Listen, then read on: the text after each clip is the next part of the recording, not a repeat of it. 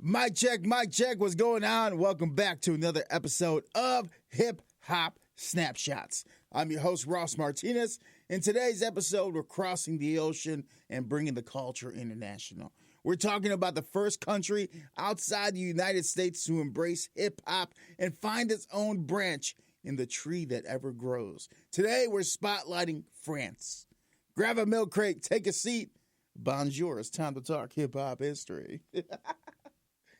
Before Paris had trap beats in the metro or breakdancers spinning under the Eiffel Tower, there was a spark.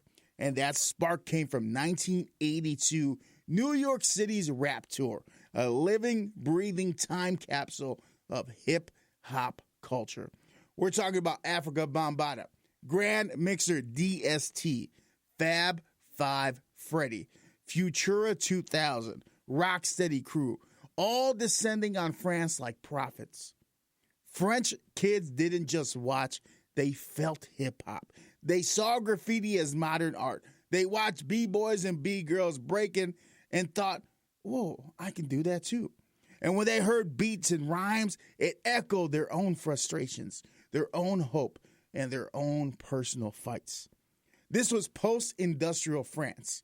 There were places called banlieues. Those outer city housing projects were packed with immigrants, blue-collar families, and youth who were told they didn't belong. Sound familiar? Yeah, think about that. That's because hip-hop doesn't care what language you speak, only that you got something to say. Now, let's talk about Sidney Duteil, a true pioneer in 1984. He became the first black man to host a national TV show in France called HIPHOP, Hip Hop on TF1. Think about that. This wasn't just a show, it was a moment in time. Every Sunday, families turned in to learn dance moves, hear new records, see graffiti art, and most importantly, feel seen. He brought hip-hop into the living rooms of an entire new country. And from that, French hip-hop grew. It found its own voice in the culture, in our own family tree of frustration and hope and guidance of creativity. France now had a new voice, and it was very rhythmic. Now let's talk about MC Solaar, wordsmith, poet, philosopher. He took the lyrical tradition of hip-hop and layered it with French rhythm, slang, and soul. In 1991, he released a song called Bouge de la. I might be saying that wrong. Apologies. And suddenly, hip-hop was not just in France, it was of France. Then came I Am from Marseille, blending Egyptian mythology with French streets and political commentary. Supreme NTM came with heat, rebellion, and resistance. A French, think Public Enemy, born from concrete. Graffiti artists like Bondo and Mode 2 were flipping subway cars and city walls into history books. Breakdance crews like Acule Force were schooling folks across Europe.